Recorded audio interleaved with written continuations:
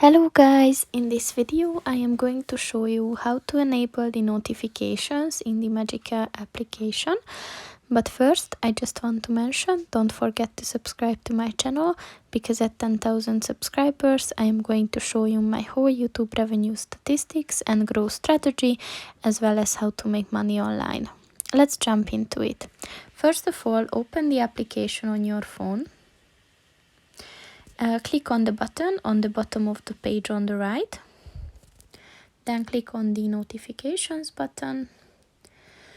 And here you can see you can set several notifications. So just choose those that you want to get notifications at.